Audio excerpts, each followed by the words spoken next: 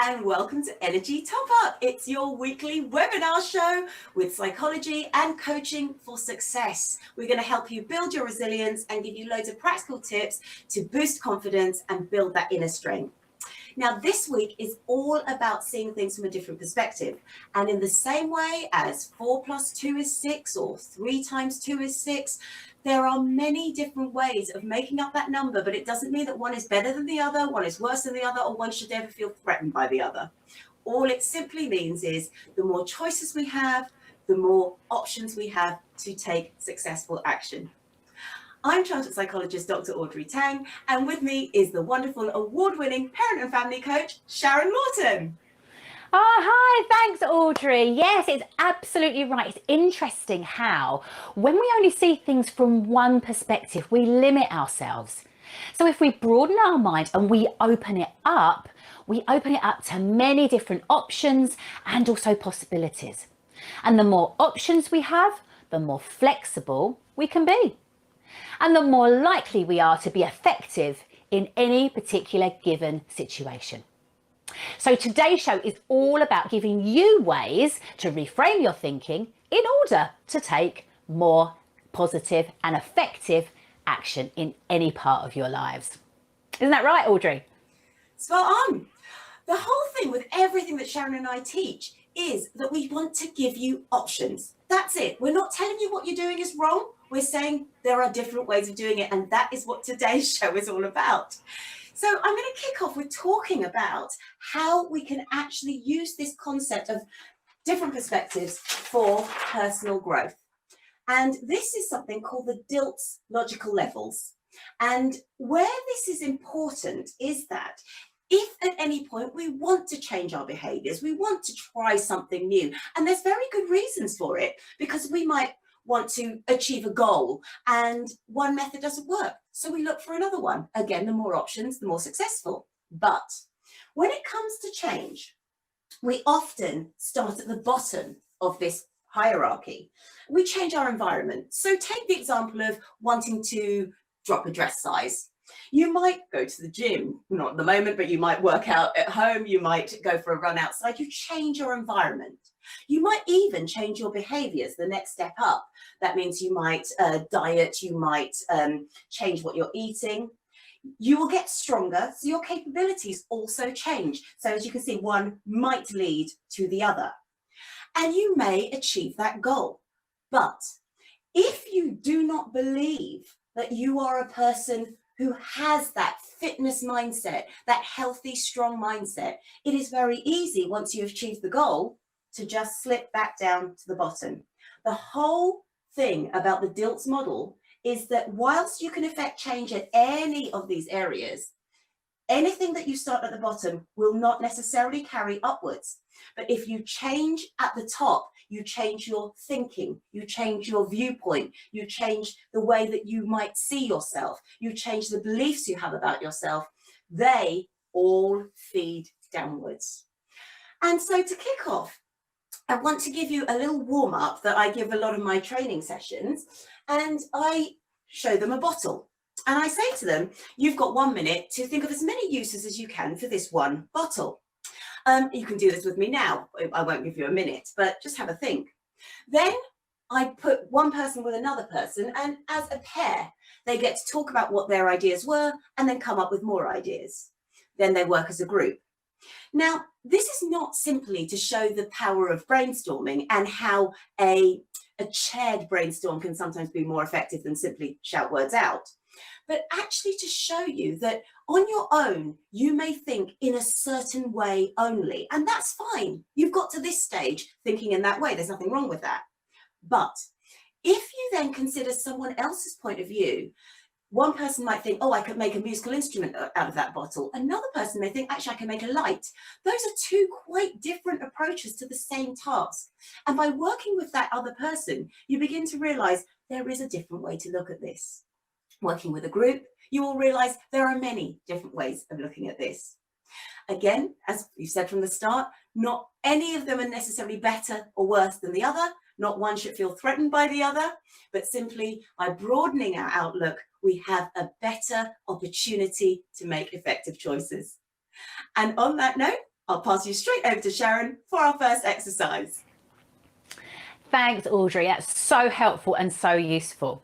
Now, I'm going to be talking today a little bit about, in this particular exercise, conflict and how we see conflict. Now, conflict happens everywhere in our personal lives, the TV, who's got the remote control, whose turn it is to put the bins out, whether it's the in-laws or your own parents' time to come to you at Christmas.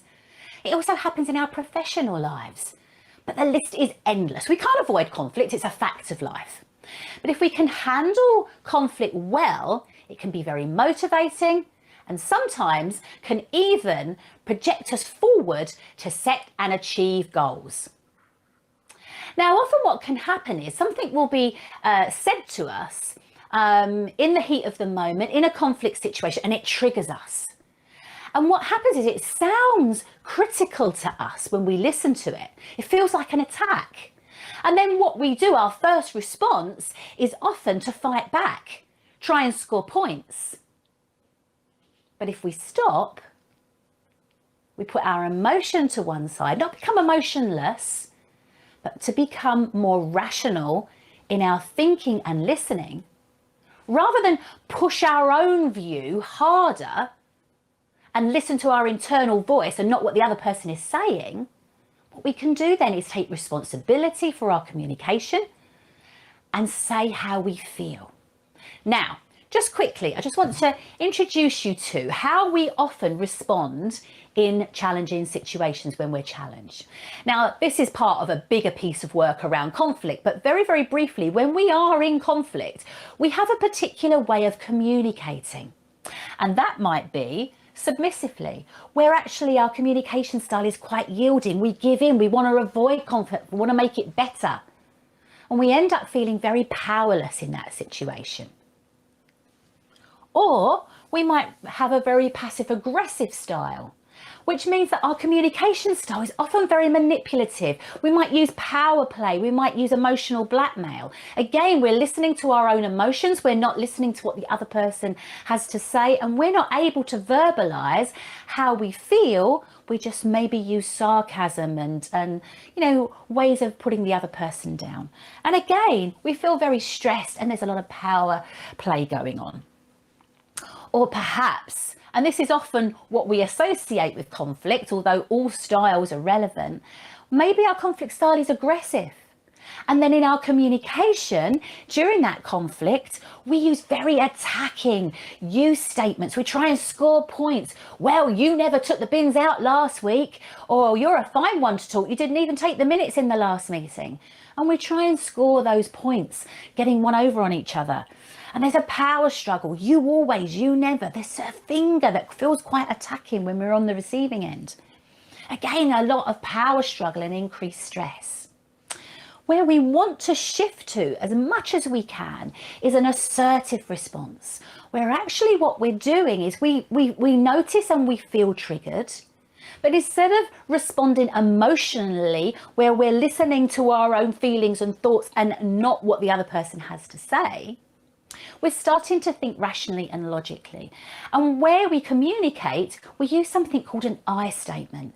And that allows us to say how we feel and why we feel like that in a way that doesn't feel accusational and doesn't feel blaming.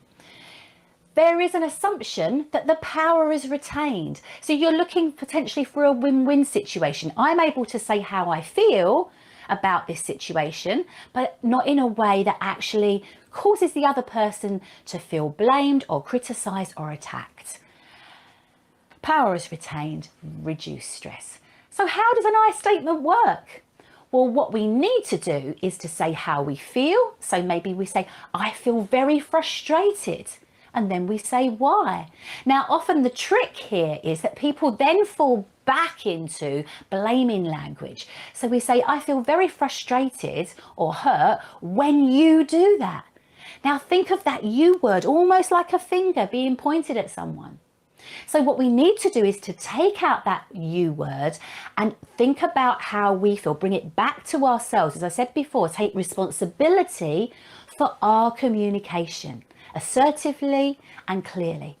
So I feel very frustrated when I'm given work at the last minute. or I feel really upset when I come home to find the house a mess. So we're not saying you in that. And then we say why.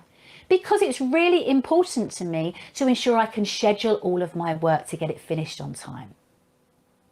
So what I'd like is a little bit of notice, perhaps, if something urgent comes up so I can reschedule.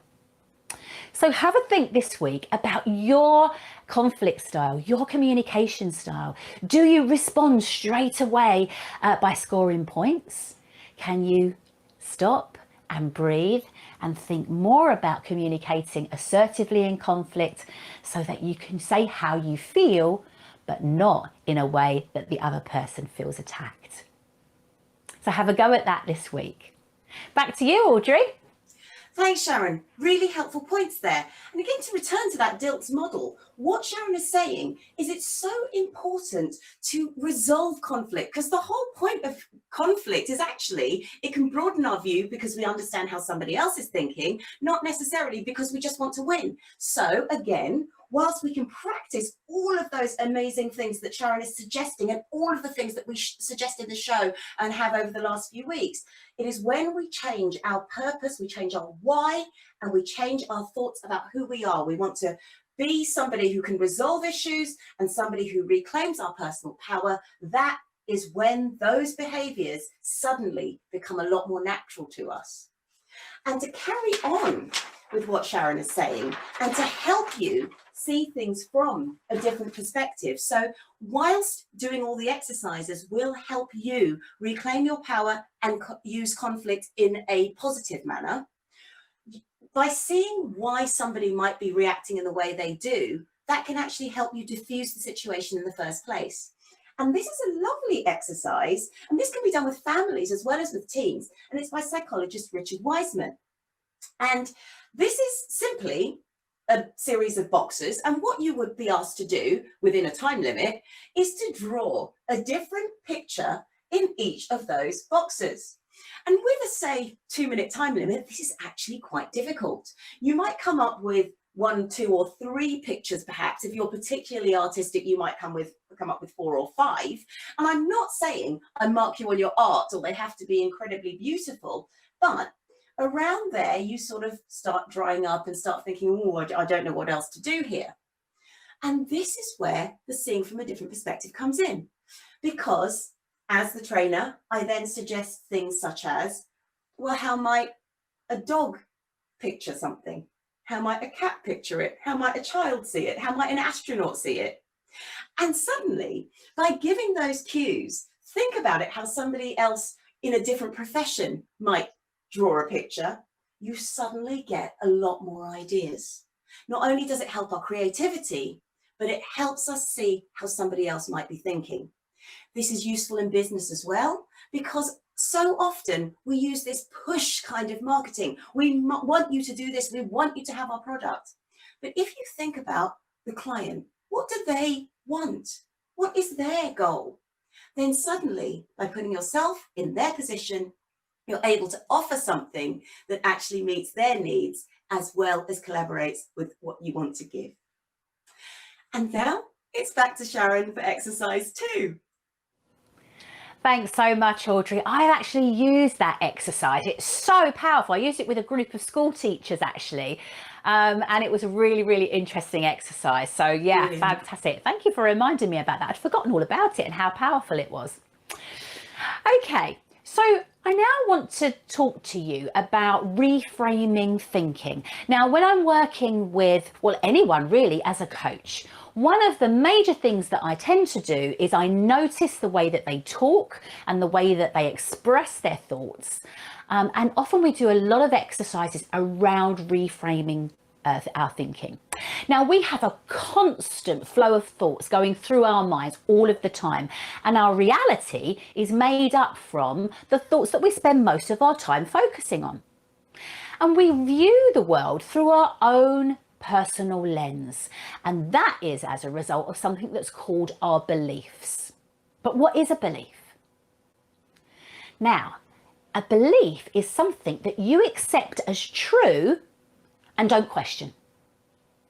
And beliefs are amazingly powerful because they can take you to where you want to go, or they can keep you very, very stuck. They can also set a ceiling on what you think you're able to accomplish.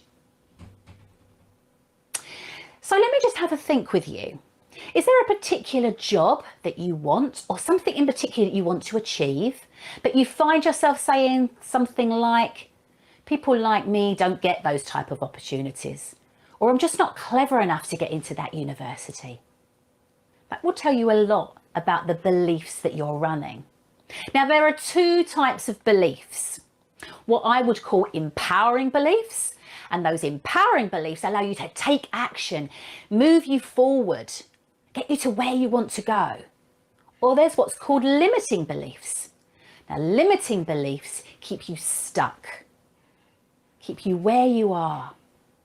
As I say, set a glass ceiling and you never move forward. Now, the main reason I find when I'm working with people as a coach is the reason why they don't succeed, the reason why they don't feel their full potential, the reason why they don't achieve their goals is all about the story they tell themselves as to why they can't get, why they can't have, what they want or deserve. Their personal beliefs. Now, the great thing about beliefs is that they can be changed. We can reframe a limiting belief into a more empowering belief. But how do we do that? But it's not about completely ditching our beliefs. Of course it's not. That's not what I'm asking you to do. But actually, if you're finding that you're running a belief because the thoughts that we have are a little bit like computer programs, if you're running a program that's not serving you, we can change the program. That's okay. So here's a little example. What if somebody's belief was, I'm just too disorganized to be successful? Well, that's going to be a limiting belief. How might you change that? Well, what if you changed that belief and physically started to focus on a belief and told yourself, actually, I can be very organized when I choose to? Or what if you're running a limiting belief that says, stupid at my age to think that I could have more from my career? What if we changed that to a more empowering belief that became, it's never too late for me to learn new skills and move forward and take advantage of the opportunities I have? So remember, it's all a matter of choice.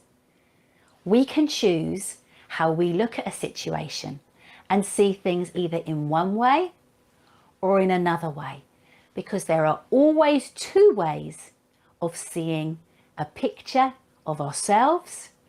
There's always two ways of looking at any pictures, and there's always another way of looking at our situation. So try that this week and see how you get on.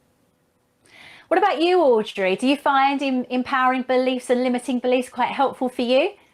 Oh gosh, absolutely. Yes. And this leads me so nicely onto what I'm going to be talking about, because I loved that you brought up that our minds are like a computer program. What you put in, you output as well. So that's what I'm going to be looking at in this little adaptation.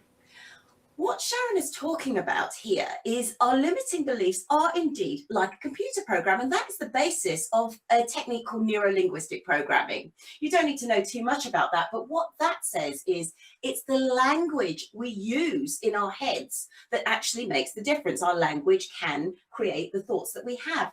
So what I'm going to talk about is why we need to reframe our language sometimes. I'm going to give you an example. And I'd like you to think about whether you would be happy to work for this type of manager. Somebody who is very dictatorial, says you will do this, you have to do this now, this is the way we need to go about this, and that's it.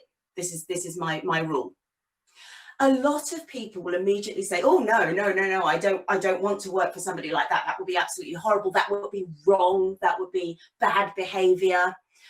And yet, when we think about even the current time right now, one of the biggest criticisms going on is that we're not given enough direction. We're not being told enough as to what we have to do. So in certain contexts, that particular style, that dictatorial, you must do this style, such as the time of war, it's essential, it's important, it's something we look for. But in a very different context, it will be something that we really don't want to use. But the person who can actually use that style when it's needed, or adapt and be flexible to change to a different style, is most likely to be the most effective leader. And so much of that comes from the language that we use. So one of the issues is that we often tell ourselves when we've done something embarrassing, oh, that was bad, that was wrong, that was really awful. And if we do this, it often means we don't actually try and use that behavior again, because we think, oh, no, I just mustn't do that. You've heard those sorts of thoughts. You might have heard somebody say, oh, I just don't trust anyone anymore. I won't ever let anyone get close to me. In certain contexts, not letting someone get close to you, that's not a bad thing, but in others, it may be very ineffective. So rather than seeing something as right or wrong, try and see something as effective or ineffective. Just a very simple change. Because if you see things as effective or ineffective, what you also do is you broaden your mind to the context, to the goal you're trying to achieve. Because if you said something rude to somebody and you annoyed them and they never speak to you again, if that was your goal, then it's actually quite effective. If it wasn't, then maybe it was ineffective in that context, and you can think about how to make your communications with that person more effective in future. So another way of thinking about how to see things from different points of view and different perspectives is actually through broadening our imaginations. And that's what Kirsty's Homeschool is all about this week. In this week's segment, Kirsty and Edward are going to give you a demonstration of a lovely exercise which you can do, which helps you not only broaden your imagination and see things from a different perspective, but you also have to run with whatever perspective the other person suggests. Over to you, Kirsty and Edward. Hello, Audrey. Lovely to see you. Today, I've got Edward with me, and we're both in our amazing comfies. We love these. These are our things that we use to chill out and use our imaginations in, don't we? We like to pretend we're someone else for a little while. Yeah. So today, Edward's going to help me tell a story. Now, this is a game you can all play as a family, and it's actually really, really good fun because you never know where it's going to go. So I'm going to start our story off by saying once upon. Eddie, once upon a time there was a bear walking. Ooh. In the woods. Yeah. Okay. What's he going to do? Once upon a time there was a bear walking in the woods. They found a cave. He found a cave. Okay. In the cave was a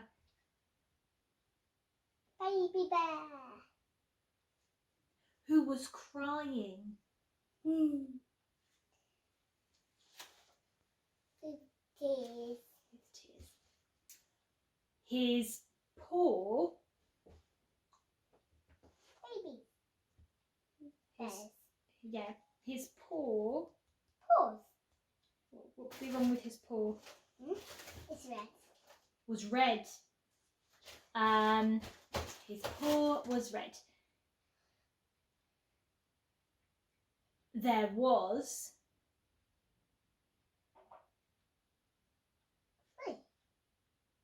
three hedgehog spikes.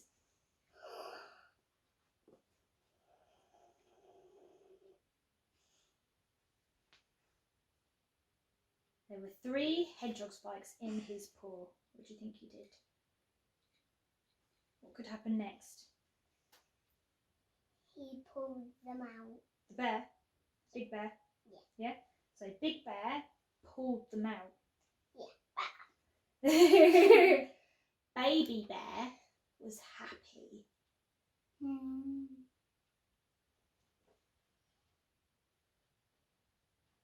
they do? One, two of the babies were still crying. Oh, I thought there was only one baby. No, there was two babies. 3 babies were crying. Okay. So Big Bear took them home. Yeah, so Big Bear took them home. Into their cave. Into his cave. Yeah. To eat porridge. Yeah. No. Goldilocks. The end. Oh So can you see how we've gone off each other creating this story together? yeah. So once upon a time there was a bear who went for a walk in the woods. He found a cave. Inside the cave was a baby bear. The baby bear had a sore on its paw from 3 hedgehog spikes. Big Bear took out the 3 spikes, but the other bears were still crying. So he took them home to his cave where he fed them porridge. So just using each other's imaginations, we've come up with this whole story evolved around one bear. It's a great game. It's a game that anyone can play, and it should be good fun. There are so many different ways that we can engage our imagination through dress up, through play, through storytelling, through construction toys. It's amazing. Edward's got some toot toot, and the intricacy of the games that he plays when he's building his little village or whatever it is that he's doing at that time is amazing. Our imaginations are wonderful things, and that is just one exercise that you can do together as a family to create elaborate stories. And these can go on for ages, but we've only got a short amount of time, and I think Edward would certainly make up even more fantastic stories if we went on any longer.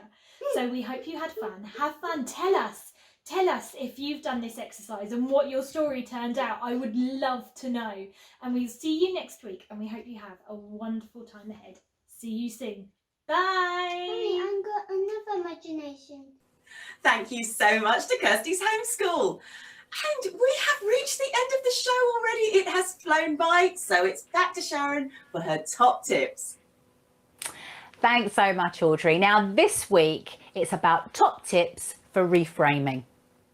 So tip number 1, start to take notice of your thoughts. Remember, our reality is formed from the thoughts that we spend most of our time concentrating on. Now, a lot of people might say, all you need to do is think positively and everything will be okay. It's not quite as simple as that. We have to notice the unhelpful language before we can start to change it to something that serves us better, that helpful language. So start to take notice. Keep a journal if you like, but notice the quality of your thoughts. Should, ought, must, they're all what I call hot words. They're going to be words that have huge expectations behind them and actually potentially aren't very helpful for us. Tip number 2, stop. Do you automatically think things like, oh, what have they done? What do they want? How stupid, how childish of them. Stop. You're thinking the worst. And when we think the worst, we end up in a negative spiral. It can help sometimes to picture a stop sign in our head when we start to notice we're falling into that really unhelpful patterns of thinking. And if we can do that, we can recognize that unhelpful thinking and nip it in the bud. Tip number 3 is reframe. Become a detective. So when we start to notice that we're going into negative thinking and we're saying to ourselves to stop, we can ask these reframing questions. What else could it mean? Where's my evidence that that is true? Am I responding to fact or interpretation of that situation? Make sure your conclusions are fair before you respond and make an assumption. Ask questions, check your assumptions. You might be pleasantly surprised. So I hope they're helpful this week for some tips. Give those a try when you start to notice and practice your reframing. That's all from me this week. Back to you, Audrey. Thank you, and thanks as always for brilliant top tips. I'm making a note of all of the top tips that you do, Sharon. I'm using them regularly now, and it's great. We have come to the end of the show, and just before I hand you over to Reverend Mandy Marriott from the Dustin Parish, who is going to this week talk to us about how living outside our echo chamber, hearing other voices, hearing other things, can allow us to hear the whole harmony of the world. The last thing I wanted to say, based on what we've both been teaching today, is leave you with a second law of cybernetics.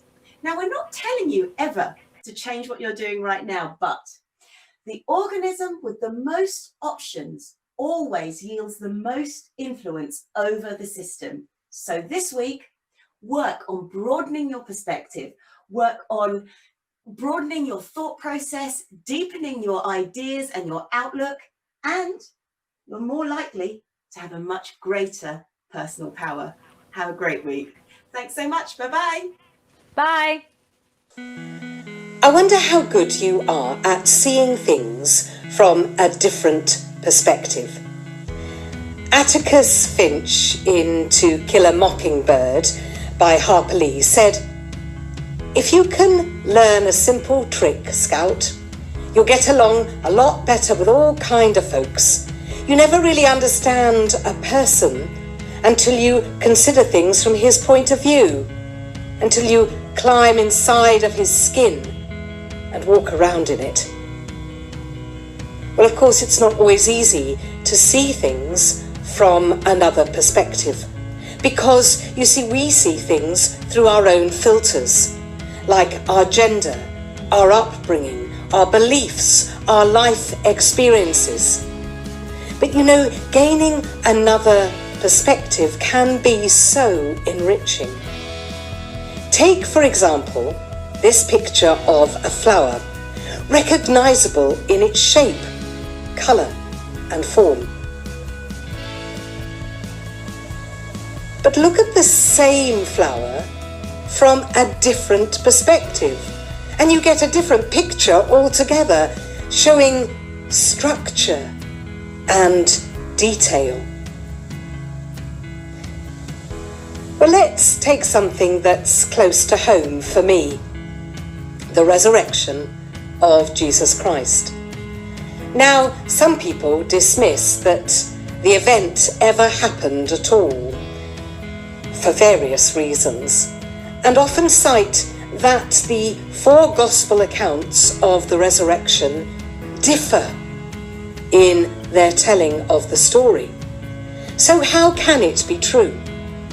But just because the accounts differ in detail, surely that doesn't mean it isn't true. Think of witnesses observing a car accident in the street. Some might have observed that the car in question was blue, others might have observed that it was green. Could that be because of different angles of vision or lighting? Our perception of events will be different, but it doesn't mean to say that the event didn't happen.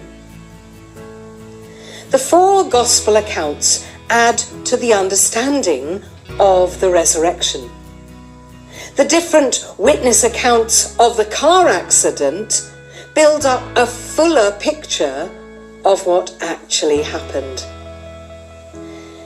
As I've grown older, I've realised that I have blind spots, and I don't always see the full impact of something I have offered.